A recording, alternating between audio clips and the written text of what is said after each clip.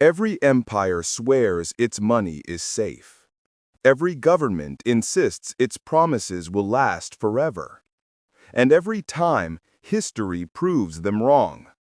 From Rome to France, from the Confederacy to modern Lebanon, people have woken up to find their savings worthless, their salaries meaningless, and their futures stolen by systems they thought were solid.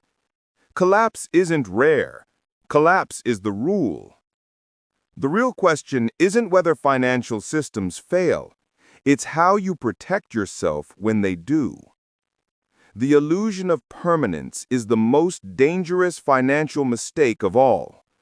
We look at our bank balances, our national currencies, and we assume they are bedrock.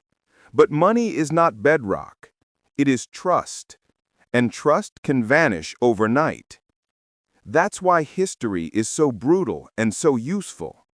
Every collapse leaves behind a trail of lessons, patterns, and warnings about what actually protects wealth and what evaporates into dust. And if you pay attention, you'll see that the survivors of these disasters weren't the ones who trusted most. They were the ones doubted first. Take the Byzantine Empire, often remembered as the eastern half of Rome that somehow survived 1,000 years after the Western Empire fell. At the heart of its economy was the gold solidus, a coin so reliable that merchants across Europe, the Middle East, and Asia accepted it without question. For centuries, it was the closest thing the medieval world had to a global reserve currency. But here's the part loyal viewers will appreciate. You'd think they would have learned from Rome's earlier disaster with the silver denarius, when emperors kept debasing it until it was basically tin with a silver wash. We've told that story before. But no. Centuries later, the Byzantines made the same mistake in gold. They began shaving its purity, stretching it thinner, mixing in cheaper alloys. At first, no one noticed. Then trust cracked. The coin that had anchored Mediterranean trade became just another piece of political fiction. Debasement destroyed its credibility, and with it, the Byzantine economy lost the stability it had once enjoyed. What survived? Not paper promises, not government decrees. Merchants who had quietly hoarded real gold or land outside imperial reach preserved wealth while everyone else saw their money evaporate. That's the first timeless lesson. Governments cannot resist the temptation to dilute their money. And when they do, real value flees to assets they cannot counterfeit. But not every collapse comes from rulers tinkering with coins. Sometimes it comes from shocks that strike out of nowhere. In the mid-14th century, Europe was struck by the most devastating pandemic in its history, the Black Death. Between 1347 and 1351, as many as half of all Europeans died. Cities emptied, villages vanished, trade routes broke down. And yet the economic story of the plague is more complex than simple catastrophe. Because when half the labor force disappears, labor becomes precious. Survivors could demand higher wages. Food and land, once scarce, became relatively abundant compared to people. Families with liquidity, silver, goods, or even just the ability to work suddenly had leverage they'd never dreamed of. Land that once cost a fortune could be bought for a fraction. Houses stood abandoned, fields unplowed, and the survivors were in a buyer's market. If that sounds uncomfortably familiar, it should. During the COVID pandemic, we saw a modern version of this. Supply chains disrupted, governments printing trillions to keep the machine from seizing up, and a wave of inequality as those with liquidity bought assets while those living paycheck to paycheck slipped behind. In the United States, housing prices soared. Stock markets recovered almost instantly, while millions of ordinary people scrambled to cover rent. The rhyme is clear. Pandemics redistribute wealth. They always have.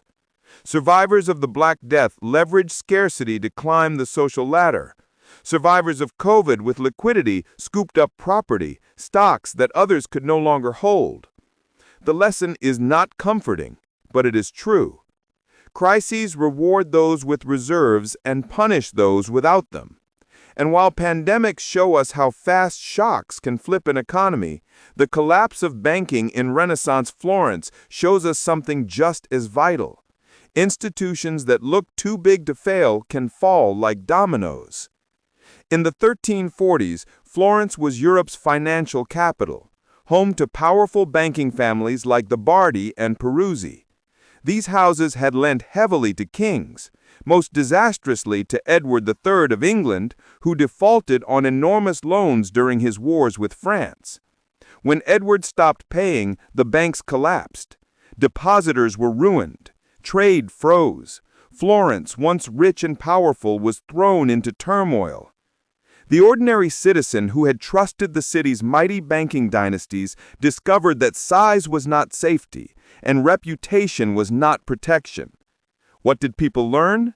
That too big to fail is a lie as old as finance itself. Institutions exist to profit, not to guarantee your survival. When they fall, they will take your savings with them. The lesson repeats in every century, from the Florentine crash to Lehman Brothers in 2008 to the banks of Lebanon freezing accounts in 2019. Survival belongs to those who recognize that an institution's promises are only good until the day they aren't. The American Civil War is remembered for its battles, its politics, and the abolition of slavery. But behind the gunpowder and speeches was a brutal financial war that most Americans today barely understand. The Union and the Confederacy both discovered that war on that scale required printing money. In the North, the government issued greenbacks, paper currency not backed by gold, but by the promise of the United States itself. At first, the experiment seemed bold and patriotic, but the more greenbacks that flooded the economy, the less they bought. Inflation eroded their value and trust wavered. In the South, the problem was even worse. The Confederacy, desperate for resources, printed graybacks in staggering quantities. By the end of the war, Confederate inflation had reached almost unimaginable levels. Prices rising thousands of %, salaries buying almost nothing. Soldiers' paychecks were worthless before they could even spend them. Families carried bags of bills that could barely buy a loaf of bread. By 1865, Confederate currency was not just weak, it was dead. What mattered in that collapse was not paper promises, but hard assets. Land, food, gold, anything real held value, while money became a cruel joke. For ordinary Southerners, this was devastating. Lifelong savings vanished into dust. For opportunists with access to tangible goods, the war was a chance to seize property and wealth at fire sale prices. It is a lesson Americans rarely hear but should never forget. Your own country has already lived through a currency collapse, and when it happened, protection came not from trusting the paper in your wallet, but from holding value the system could not inflate away. France, too, offers a brutal case study in how revolutions can destroy money faster than any war. In the 1790s, as revolutionaries toppled the monarchy and seized church lands, they issued a new paper currency, the assignats. Backed, in theory, by the value of confiscated property, these notes were supposed to stabilize the economy. Instead, the government printed them with abandon. Each new issue diluted the last. Prices spiraled upward. Wages failed to keep pace, and soon the assignat became worthless.